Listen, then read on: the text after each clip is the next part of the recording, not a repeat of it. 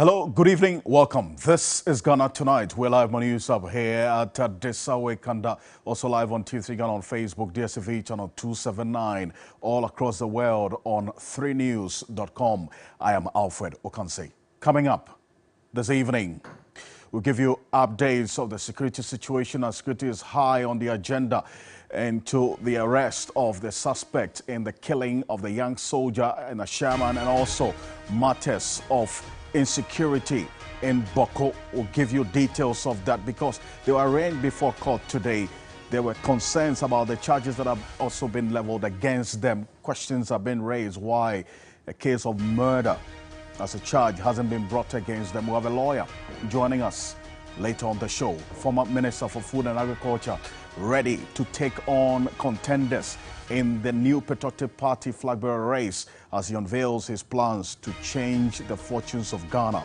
We're going to be joined later by a political science lecturer because we're seeing a consistency on the part of the former Greek minister and the former trade minister in an attempt to extricate themselves from the failures and the mistakes of this current administration. Stay with us. We'll get into all of that. Also, the Ghana Health Service is currently distributing childhood vaccines that have recently been procured after a period of shortage. But there are concerns that they may not be enough. We engage the professionals tonight. The Northern region is a place to watch because all 16 districts of the Northern region have recorded suspected cases of measles because of the shortage of the vaccines. Stay with us. We're getting to these and more. Let's hear from you. You're an integral part of the conversation here on Ghana Tonight. The hashtag we're using is Ghana Tonight on Facebook and Twitter. Let's get talking. Let's settle for Ghana Briefs.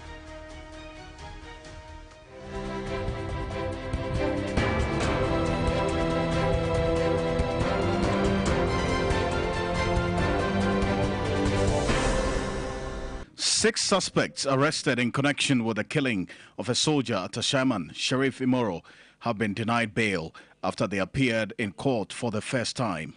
Lawyers for the accused persons, Abdul Fattah, prayed for bail for his clients, but was denied by presiding judge Simon Gaga on the premise of absence of fixed place of abode. Speaking to the media after the hearing, Simon Gaga argued that the arrest of Abdul Gafaru Karim and Yusuf Mohammed was due to mistaken identity. When you look at especially Yusuf Mohammed, who is A5, the fifth accused person, his name was brought up in the issue first by one of the accused persons, that is A4, Safian. When Safian gave the name Mohammed, and you know, if they say Mohammed, anybody can be Mohammed, as I noticed. And this Mohammed, the fifth accused person, is a very popular guy. And so the police relied on the intelligence from Ashama here, and they came to pick the A5, who is also Yusuf Mohammed. And when Yusuf Mohammed was taken to the CID headquarters and shown to the one who mentioned his name, the same person who mentioned the name Mohammed said, "No, this is not the Mohammed I'm talking about." And he gave you the right Mohammed. Two health sector unions are requesting that government makes adequate provision to purchase more childhood vaccines since what has been procured will only last for 6 weeks.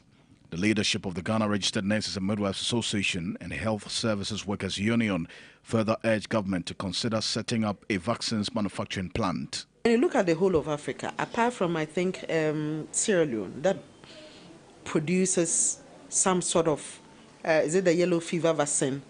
No African country is really involved in the production of vaccines. And it is therefore an issue of a sub-regional nature, a continental nature. And our governments must begin to look at it and invest in it. NPP's flag-bearer aspirant Alan Chimanteng says he will reverse the country's reliance on the International Monetary Fund if he becomes president. He gave the assurance when he called on the Gamanche, Kentucky Taiko Churu II, to seek his blessing in his 2024 presidential bid.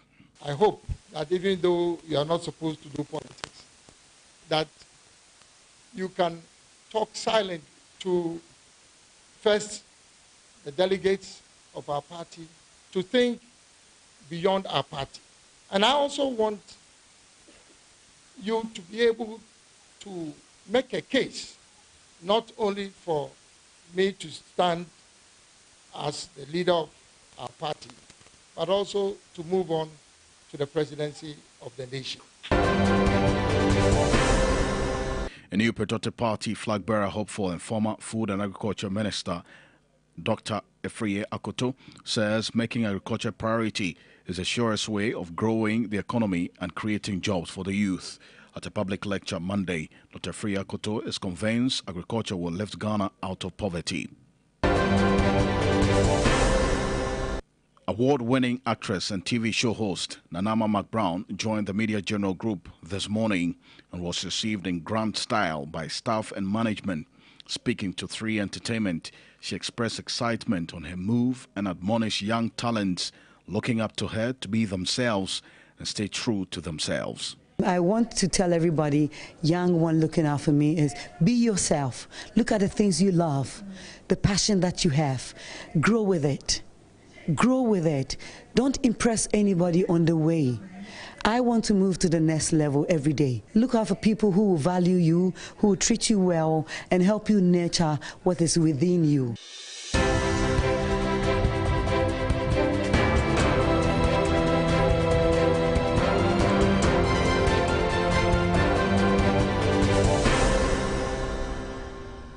With all that is within me, even if it costs me an arm and a leg.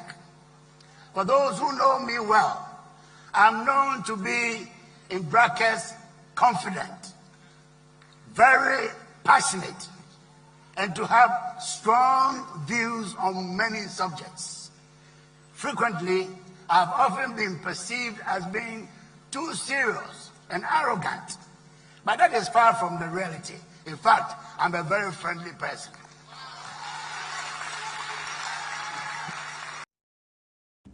Well, that's Dr. Alfred Ocansey. You know, he talks about, his humility and all that. That's for the NPP delegates to decide how this influences their decision to vote. And we've seen this particular pattern taken by a number of people in trying to endear themselves to the Ghanaian people, either come as holy, humble, respectful, try to get the people to be convinced. But beyond that, there's something that we observe, and in fact, some political science lecturers and watchers have also pointed out this. Earlier today, Dr. Alfred Ocansey delivered a lecture at the University of Professional Studies here in Accra. But I'm going to go back into time.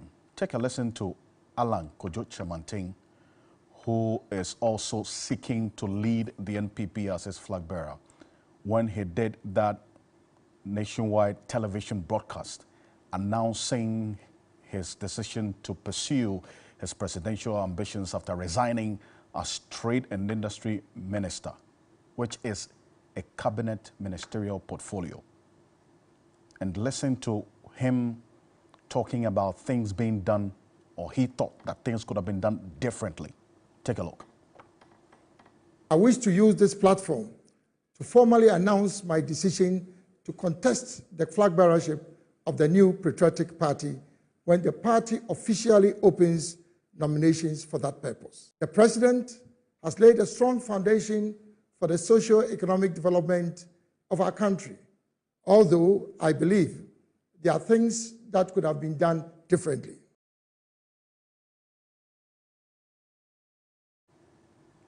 That last statement, that he believed that things could have been done differently, remember the reactions as to whether there was an attempt to, as it were, disassociate himself from the failures and the mistakes of this administration. Well, guess what? Dr. Alfred Ocansey has made a similar statement. Take a listen to this. Ghana has fallen into an almost perpetual cycle of dependency on external financial support from the International Monetary Fund and other bilateral partners to sustain our economy. In 66 years of our independence, Ghana has approached the IMF on 17 different occasions to borrow. The lesson from our journey of the economy of Ghana: in the short to medium term, Only the agricultural sector can establish that capacity to achieve sustained rapid economic growth. I strongly believe that prioritizing agriculture is a sure way for achieving the accelerated growth needed in other sectors of the economy and creating the much needed jobs for our people, especially the youth. During my tenure as the Minister for Food and Agriculture, I initiated the establishment of the Tree Crop Development Authority under an Act of Parliament, Act 1010. Serious challenges. Key amongst them is the high cost of feed and the high importation of poultry products onto our market. There is a double-edged solution to this. The first is to regulate the importation of chicken and other meat products into the country, and secondly, to address the cost of feed. This will be tackled as a major responsibility of the incoming Grains Development Authority, which I will speak on later. As part of its responsibilities, the Grains Development Authority will pay seasonal prices rise. Various interventions have been made to increase production in the other areas of livestock.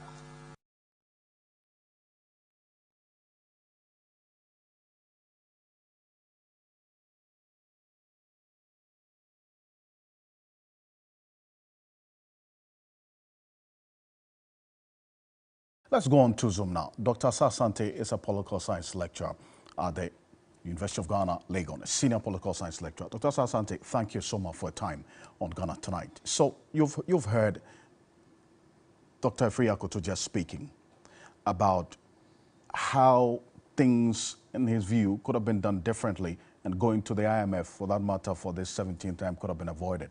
And then you also hear another cabinet minister, we're talking about Alan Chemanting, making similar comments about how things have been done over the period. I mean, as a political scientist, I want us to look at this. What verdict does it give to this administration's running of affairs?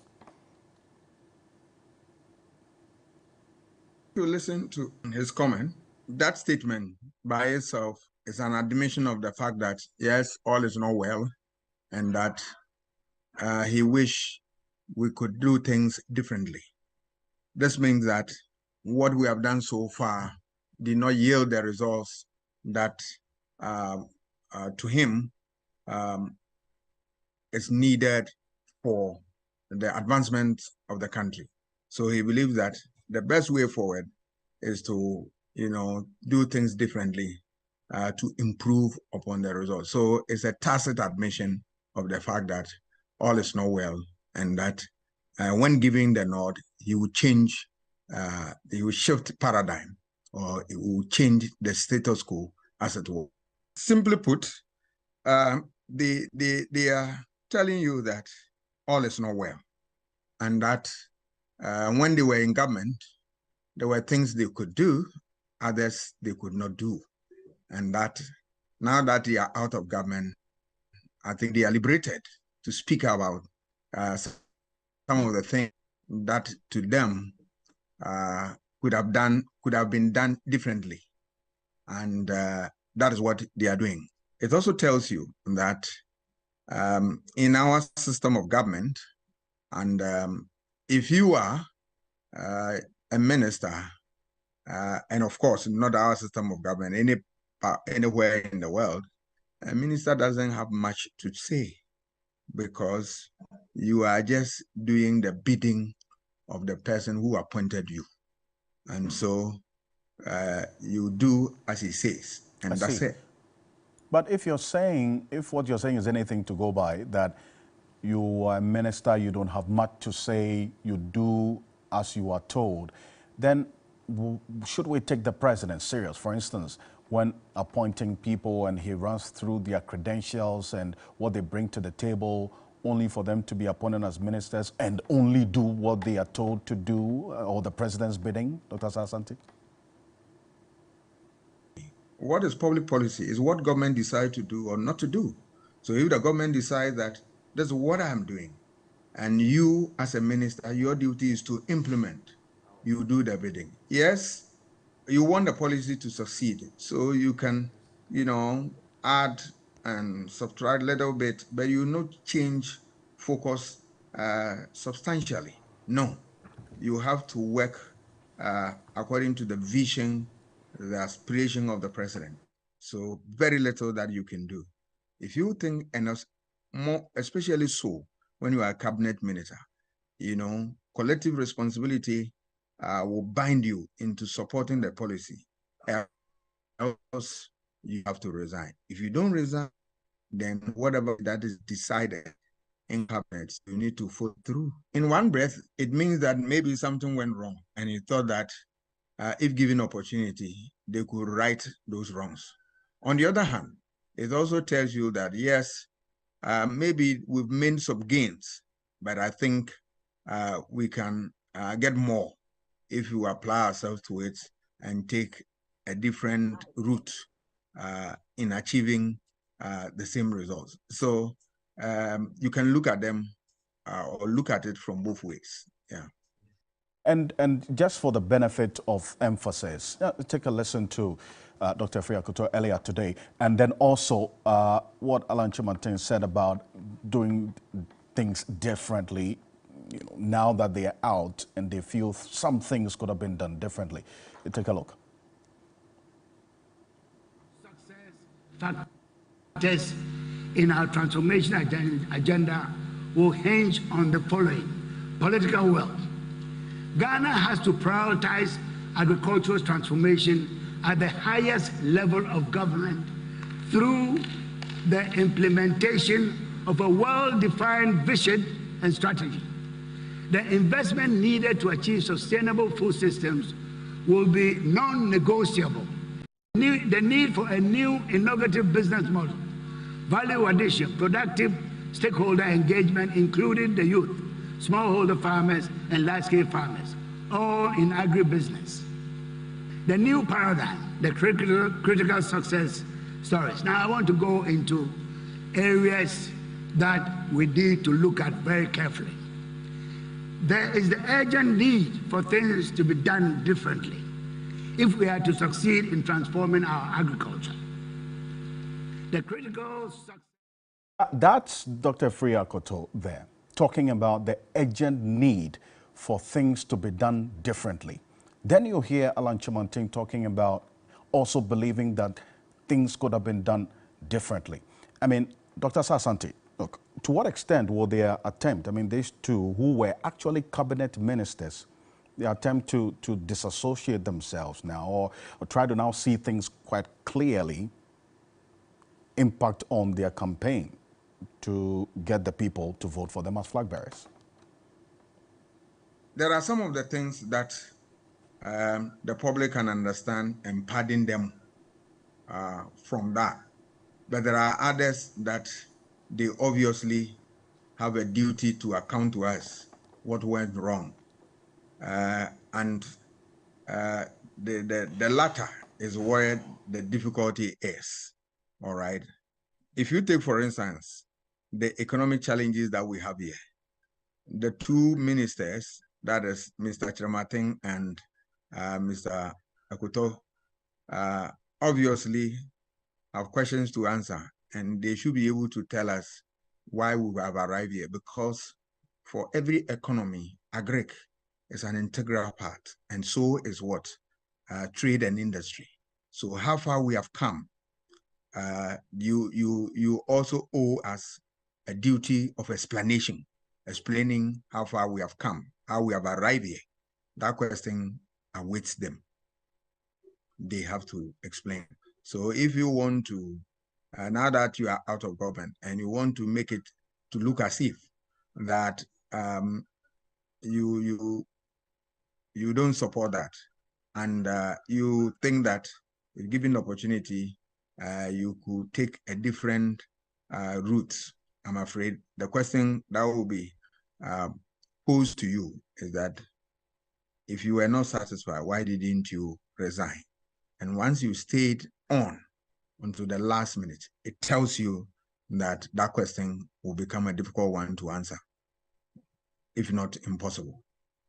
The other bit that there are some that the public can forgive you, that when you talk about certain policy that were implemented, yes, you can say, but if you say and the president doesn't listen, that's the end, because the policies are originated by the president and ministers are just agents who implement them. So that you can say much, but some of the things you owe the public a duty of explanation. I see, but to the extent that, and finally, to the extent that these two, at least these two persons whom we've been talking about this evening, and the similar statements they've made about things being done differently, you've also had them proffering solutions to challenges or problems in this economy which existed while they were in office. Now they're preferring solutions as part of their campaign message to get elected. How's that going to help them? Some of them will not. Let's look at Mr. Chiramatin, for instance. He talked about issue of corruption that need to be fought on, you know. That poses a problem to him. Why am I saying that? It is also an admission that you believe that the government has not done well relative to the fight against corruption. And the question is, were you able to muster the courage to tell the president that this is the situation? If you did, can you share the response with us? If not, why did you continue to stay on if you do not believe in corruption? All right. And that even if you resign, at what point, what was the percentage score relative to the fight against corruption on the scale of Transparency International and GII and the rest of them? All right. That question is there. So yes, you want to offer justification, but your question is, will it do them good? In some respects, yes, people will listen to them, but as to whether they will accept what they say is another thing. But of course, you can also, to be fair with them, to be fair to them, you have to also understand that whatever the case is, they need to proffer some solution or give some explanation as to whether you accept it or not. They've said it. So they are between the deep blue, the devil and the deep blue sea. A very difficult situation. Indeed, a very difficult situation it is. Dr. Asante, thank you so much for your time on Ghana Tonight. He's a senior lecturer at the University of Ghana Political Science Department. Stay with me. Right after this quick break, we're getting back to our Shaman. Some developments in there, and the suspect who are arraigned before court, and questions about the charges that have been leveled against them as we speak. We have a lawyer joining us right after this quick break. This is Ghana Tonight. Stay with us.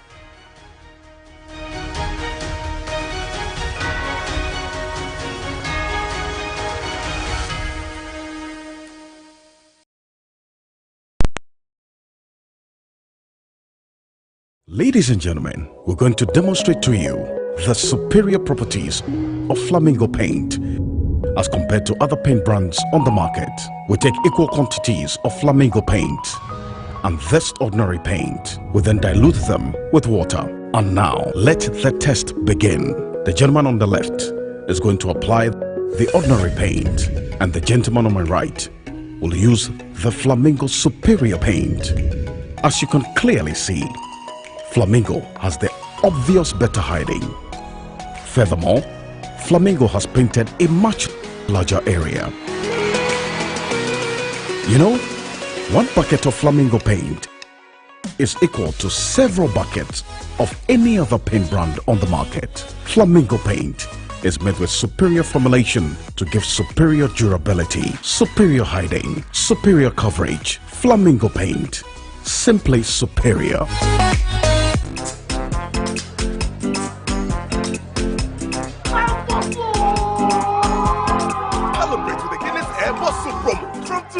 Win your share of over 3 million Ghana cedis worth of prizes whenever you buy a bottle of Guinness, Star, or Origin. Dial *1000# to submit the code under the crown, and you can win cash, free airtime, and drinks. So, look sharp. This advert is FDA approved. Drink responsibly, not for sale to persons under the age of 18 years. Not recommended for pregnant women. Everybody knows Acrobato. And if you know Acrobato, it means you know M-Punch Homeopathic Clinic. M-Punch Homeopathic Clinic is my pillar. Let's hear what others are saying about M-Punch Homeopathic Clinic. Who will be careful M-Punch one? Chesena me ankasa me period no say problems wom ntina ma wo ho idea ma me papa chesena nya asem ketewa na me kwan point no mo hwe me mogya mu no mo he bibia na so mo meduro me fire no ene ma won kra me enu foforo kwa na me kwan mu a eba Head everything yourself. Me ma me no adwodwo eda ho a wontumi nante ene ne ko end point o mama nura ene ne ho idea watimi asori anante. That's M-Punch for you. Of Acrobato. Hello. Hey, Oshisho what chair? Okay. A free bra would the M-Point what dance. I'm a choir no. Me Jones se ma na nkoyie e person ma ye mre nyina na ma gina sabema na me be fie for there e ho na nyina jaresa. You heard everything. I have secret. M-Punch is my secret. M-Punch Homeopathic Clinic. I'm free. Headache, toothache, pains. Worry no more. Introducing Alteco Cooling Patch. Aches and pains are things of the past. With Alteco Cooling Patch by your side, all you have to do is to gently take out the patch from the sachet and place on the portion that aches, and in a few minutes you have your relief. Alteco Cooling Patch is not suitable for children below 1 year. Available in Ecos Pharmacy, Farmer George Outlet, Chaska Pharmacy at Shaiman, Jamie Hatch Pharmacy at Denta, and the Palace Mall. For bulk purchase, call 0243 148469. Want relief from aches and pains? It's Alteco Cooling Patch. Grab yours now. This advert is FDA approved. It's actually moving! Prosper! What is this man on? I started Ghana's strongest journey since 2019. With 120 kg, and he has it! It has not been an easy journey. Through hard work, strength, and determination, I tried 3 times before I finally won. Ghana's strongest man, Prosper Dakura Debi! Life has been amazing ever since. I drove away a car. I don't intend giving up my title. I believe that I am the strongest man in Ghana. Do you think you are the next Ghana Strongest? Then join the audition screenings on the 17th of March in Kumasi Frames Complex, Takrady, 19th of March at the Takrady Shopping Mall, on the 21st of March, Ho Poly Park, and finally in Accra on the 25th of March at the TV3 premises. Come and compete to be titled as the strongest man in Ghana. Some things are for rare men only. Them dead! Ghana Strongest, the power to do.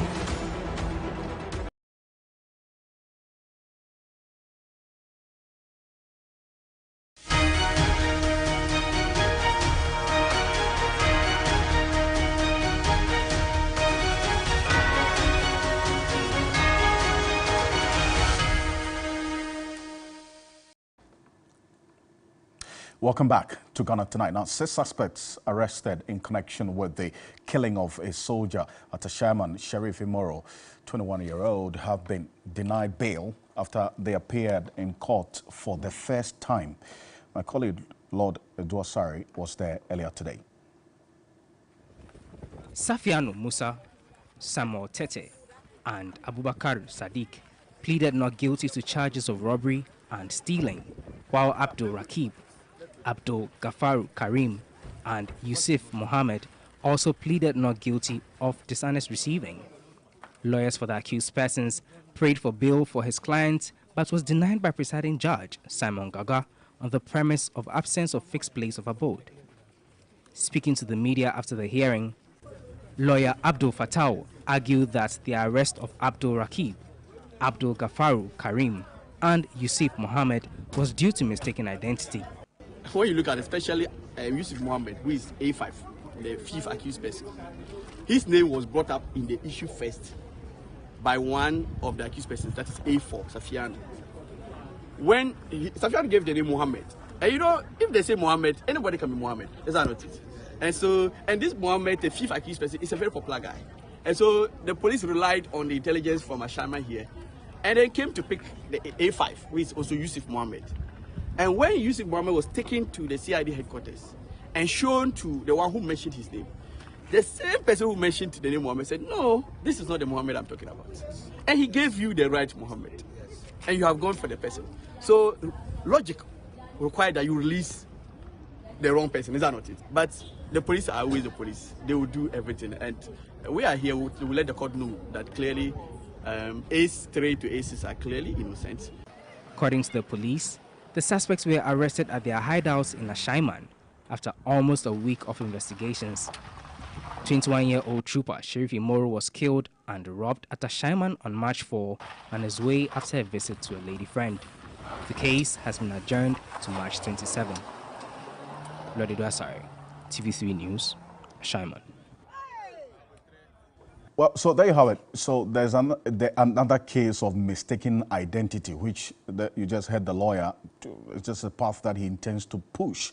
We'll see how things end. But earlier, when the police put out the statement, this is what we found out. These are the pictures of the suspects as was put out by the Ghana Police Service earlier today. This is information that's public.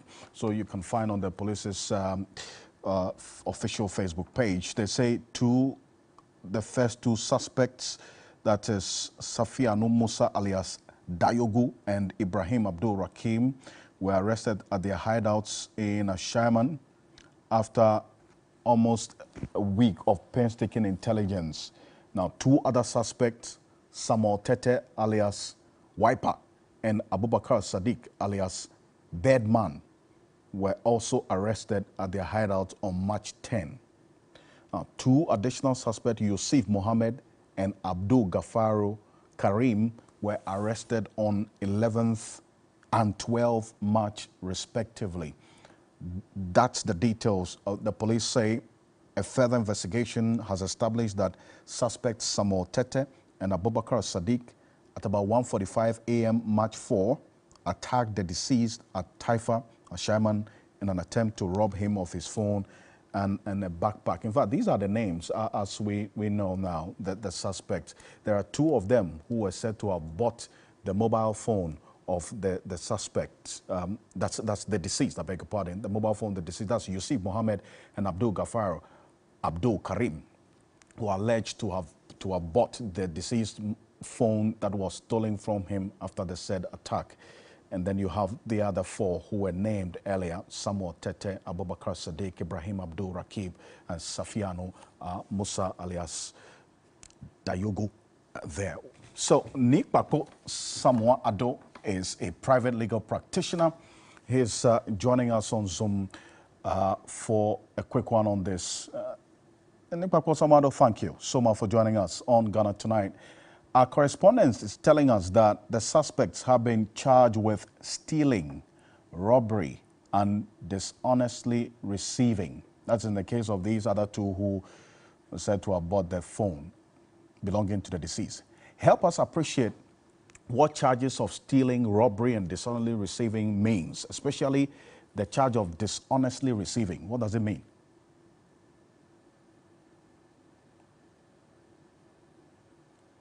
Hello, Nick Pakwadu, can you hear me? Unfortunately, we would reconnect with the lawyer. But my colleague, Godwin Asidiba, was there earlier. Let's try and see if we can reconnect with Nick Pakpo Samoa.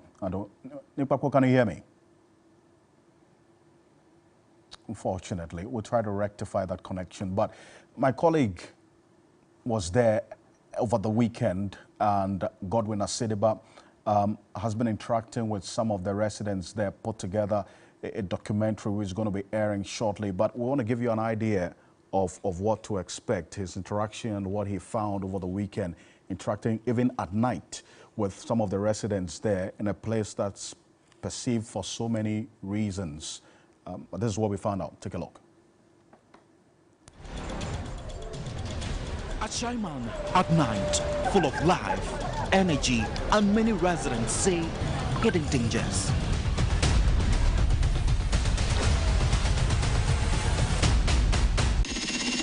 And many others argue, full of people grossly misunderstood and duly stereotyped and branded as violent miscreants. a few diamonds, and nobody should say Ashaiman people are like are criminals. It's not true. My name is Godwin Asideba, and on this edition of The Assignment, I will examine how a community's notoriety, perceived or real, has been in a nation's focus after the murder of a 21-year-old soldier and the Ghana Army's brutal. Heavily criticized, some say disproportionate reaction.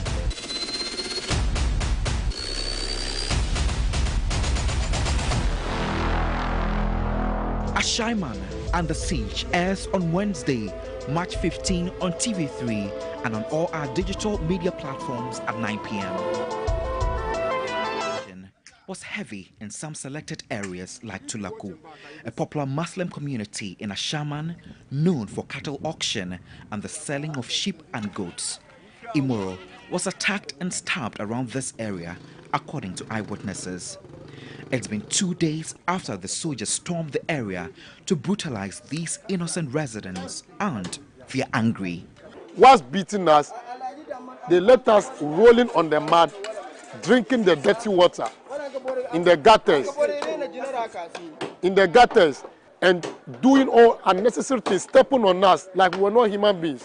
As they recount what happened the very tragic day, they say they are ready to face the military head-to-head if they storm the area to conduct such a terror exercise again. They have vowed not to take things lightly. This thing is going to continue. Balance 70 million, but not take it easy with them. Because I don't know anything. I don't know what is my crime. You want to force me to say what I don't know. They also blamed some of the military personnel for their missing monies. People lost their money. People lost their capital.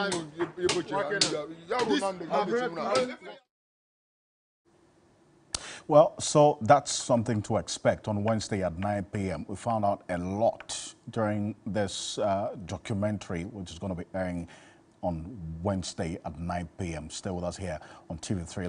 Let's go on to the telephone now. We're at a little hitch with Zoom connection. Nick Bapo Samoa Ado is a private legal practitioner. Bapo, thank you so much for joining us on the telephone.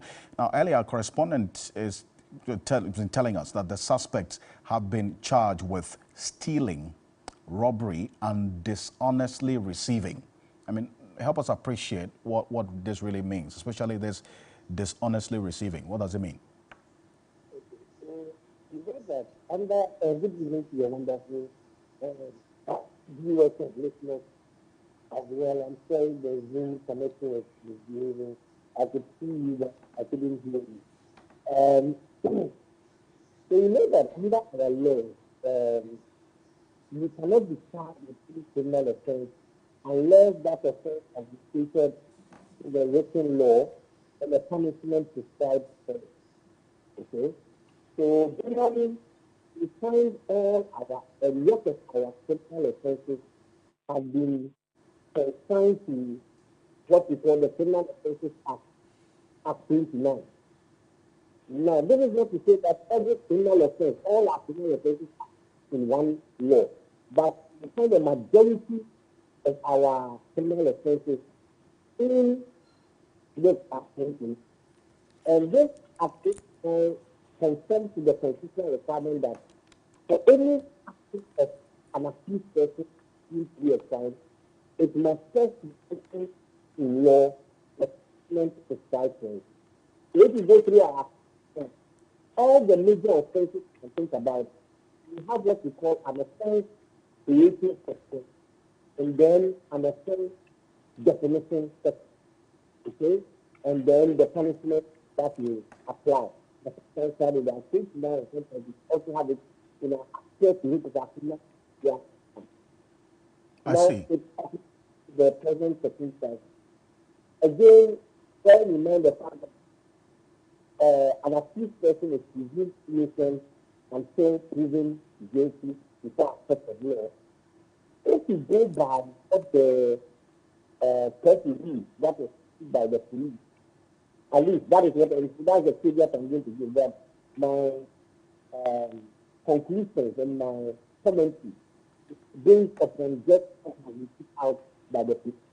Because normally when a criminal offense occurs, the police will do their investigation and create what we call a docket.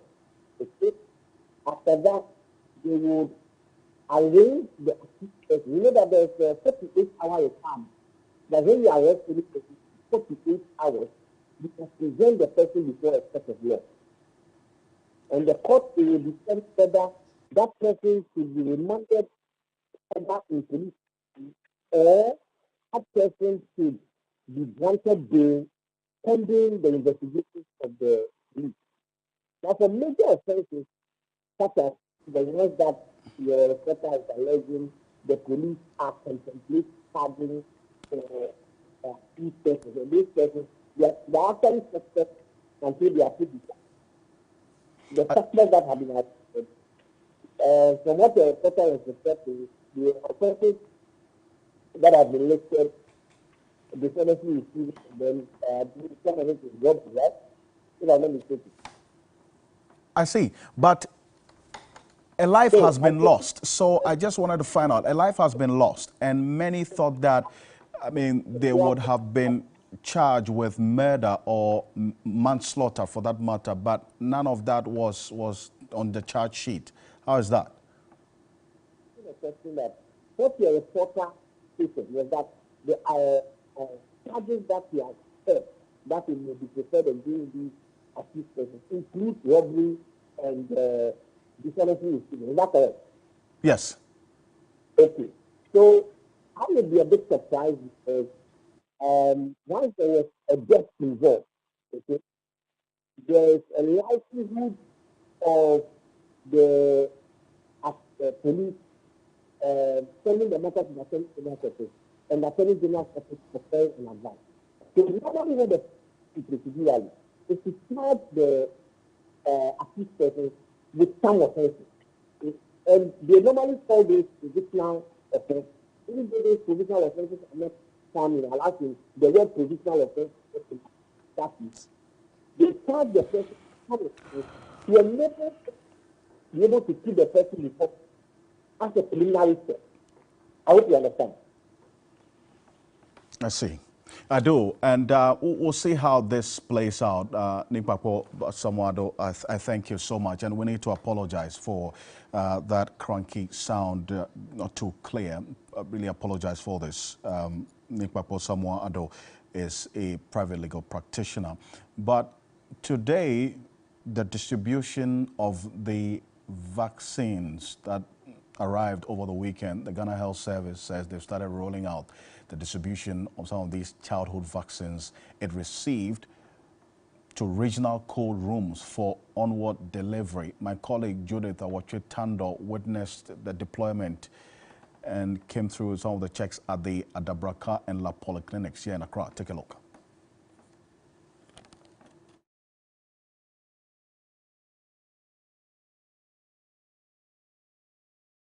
The Adabraka Polyclinic is often a go-to vaccination center for mothers. But for months, mothers were turned away due to the shortage of childhood vaccines. They are now satisfied their children can be vaccinated.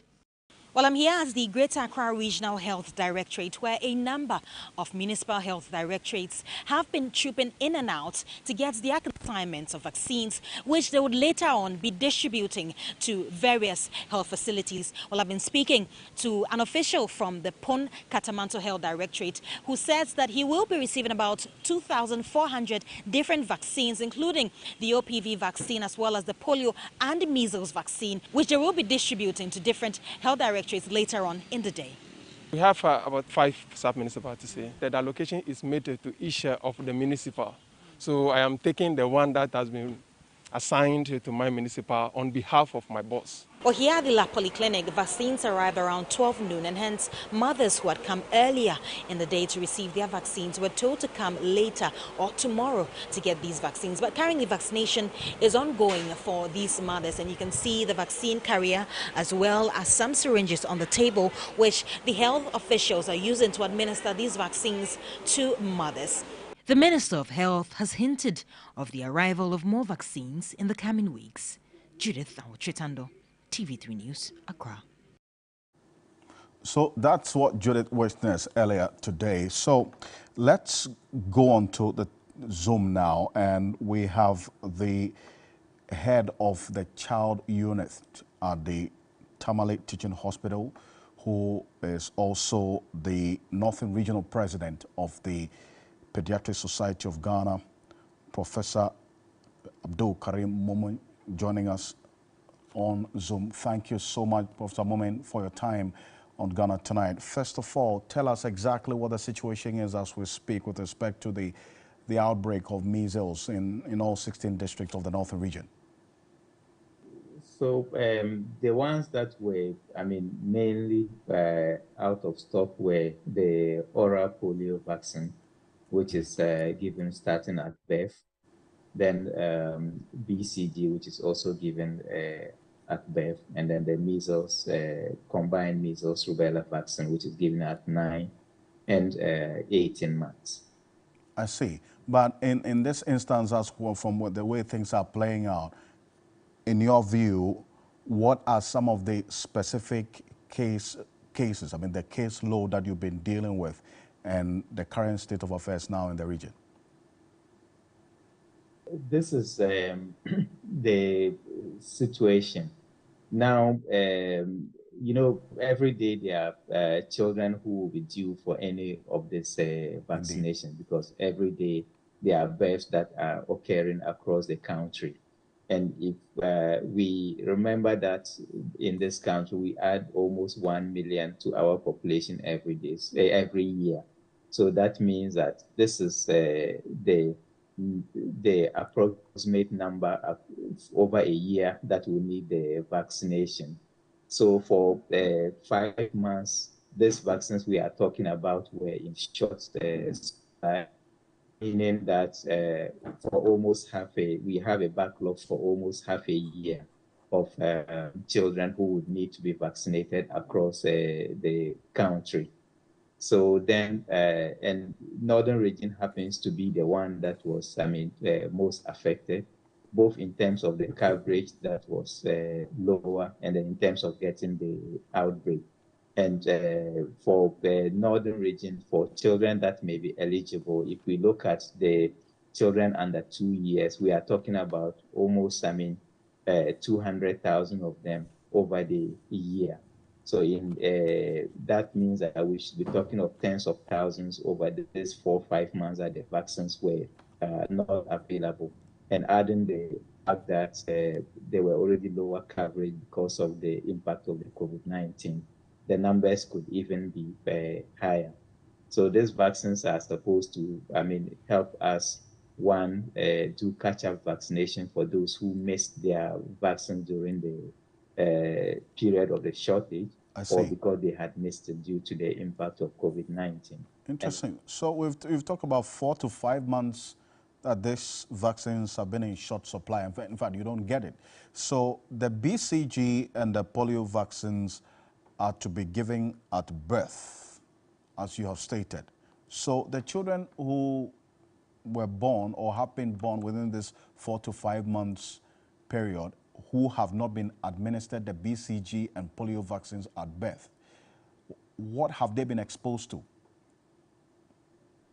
Majority of them would not have had this vaccine, as we saw from the news items of families getting to health facilities, not receive because the vaccine is not there, they are sent back home and then coming back. So that means that majority of the children who would have been born during this period would be susceptible to either polio or tuberculosis because they did not get the vaccines on time. These are the ones that we should be targeting as well, because then at any moment in time, they can actually get any of this vaccine preventable disease. Wow. So, but earlier, there was the news of all 16 districts in the Northern region recording suspected cases of measles, especially amongst babies and children there. What's the situation now? As for the cases, we still continue to receive them. And I think that it may take some time before the caseloads come down. as at this morning, I mean, when you called me earlier on, I was at the emergency in the Tamale Teaching Hospital. I mean, there were cases there being attended to. In the wards, we still have cases on the wards. And some of the districts continue to refer these cases because they are sick and then they're very sick and cannot be attended to in the district. So for that one, we have not seen any change yet. And I think even if we started vaccinating today, it will take some time before we see the impact, because we have to break the chain somehow by vaccinating all those who are susceptible, those who have been exposed for one reason or the other, so that if somebody else gets the infection, then they are not able to transfer it to another child. I see. But how long does it take to confirm, or what processes do you have to employ to confirm a possible or suspected case of measles as indeed one that is of a confirmed case of measles in the area?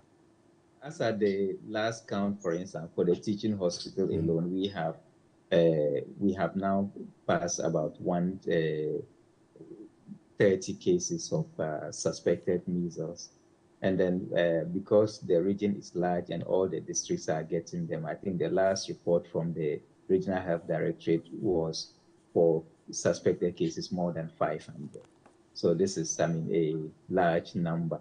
And if you even go into the community, I mean, you see children with measles, which is something that is also unprecedented, because it's been a long time that you would go to the community and then you see a child that has a rash that you can pronounce as measles. And that's why the concern is that if over the period, it's been a while, you saw a child with measles or cases you suspect as measles, then for the parents there, what should they be looking out for? And then also the parents who are seeing these rashes, which you have indicated you have taken notice of, how long will they have to wait to get to know the condition of their children or the babies? I think I shared the data that we have collected from the teaching hospital on Friday, because we had training for healthcare workers just to make sure that we sharpen their skills to be able to pick up some, the suspected cases of measles. And in that presentation that I did, I discussed the points that we had about 5 cases that although suspected, had all the features that you would classify as measles. And those ones, unfortunately, we lost them out of the cases that we have managed up to now. So those cases, still remain suspected because we do not have the confirmatory testing that would say that they are confirmed cases of measles. Okay. Thank you so much for this. And this is something that we're going to keep an eye on and then also be updating our viewers on this. Really appreciate this. Professor Alhassan Abdul Momen, Head of Pediatrics and Child Health at the Tamale Teaching Hospital, giving us details of what the situation is with the possible cases of measles, especially amongst children in all the 16 districts of the Northern region. But 2 health sector unions are requesting that government makes adequate provision to purchase more vaccines, especially because of the situation we're dealing with, the possible outbreak of measles, and then these other cases, the BCG as well, which is supposed to be administered at birth for children. Take a look. The last conversation we had, and we're told is a national health insurance scheme that makes provision through the UNICEF to the ministry to procure vaccines. So if that determination has been made that it is not adequate in terms of funding for the procurement of these vaccines, then it means as a country we must be critically looking at how to address the matter. From where we sit, we don't take taxes from Ghanaians. It's the responsibility of the nation to generate revenue and ensure that that revenue is used for everything that we need as a country. The General Secretary of the Health Services Workers Union, Franklin Owusu-Ansah, cautioned against another shortage. Yeah, that's what I'm saying, that I don't know the stocks that came in. But I want to believe if more stocks are coming, it is to augment the one that has come and to make sure that we will not run short of it. If the Ghana Health Service is requesting for funding to get more vaccines, you know, vaccines have duration on the shelves, and so they will not procure things that will just be wasted. Both unions suggested to government to consider setting up a vaccine manufacturing plant in the country. When you look at the whole of Africa, apart from, I think, Sierra Leone, that produces some sort of, is it the yellow fever vaccine? No African country is really involved in the production of vaccines. And it is therefore an issue of a sub-regional nature, a continental nature. And our governments must begin to look at it and invest in it. So that when we talk about investment in health for the future, it's about all these things. And era of COVID, we heard that we had the capacity to develop vaccines on our own, and then plans were underway. Measles has been with us from when? And can't we do it? Why do we have to wait? I think it's a wake-up call for all of us. Well, so there's some development with respect to these child vaccines that came over the weekend. Now, this is a Facebook post earlier put out by the Member of Parliament for the North Tongue constituency, Samuel Okudzeto Ablakwa, indicating indeed some persons associated with the health ministry have also given indication of this particular story, that the Kufuor Bawumia government should not be embarrassed. This is Samuel Okudzeto Ablakwa to admit that it reached out to Nigeria and Cote d'Ivoire for urgent bailout on Ghana's avoidable and indefensible shortage of childhood vaccines. Yesterday's consignment came in from Nigeria as a benevolent gesture, which the Ghanaian government has promised to replace when it finally puts its house in order. There's absolutely nothing wrong saying thank you to a neighbor who exhibits superior public health policies, better prioritization, and who responds positively and swiftly when you come begging. Ghanaians officially, as the Ghanaian officials, should not be concealing this fact and therefore appearing ungrateful within the Committee of Nations. Even though I acknowledge that an honest and transparent narrative from government will further expose false claims by President Kufuor during his message on the State of the Nation address last week that childhood vaccine shortage was a global phenomenon. Ghana's childhood vaccine crisis could have been prevented if the Kufuor government had not ineptly ignored the World Health Organization's stock out warnings since July last year. So this is something goes on, and that's got a number of reactions from you as well on this. But see how the coming days will look like, because the health ministry gave a timeline of within 3 weeks. Well, so thank you so much for staying with us here on Ghana Tonight. Join us same time tomorrow. On behalf of the rest of the team, we appreciate your company. I am Alfred Ocansey. Have a good night. Ghana Tonight is brought to you by Flamingo Paint. Superior durability, superior hiding, superior coverage, simply superior.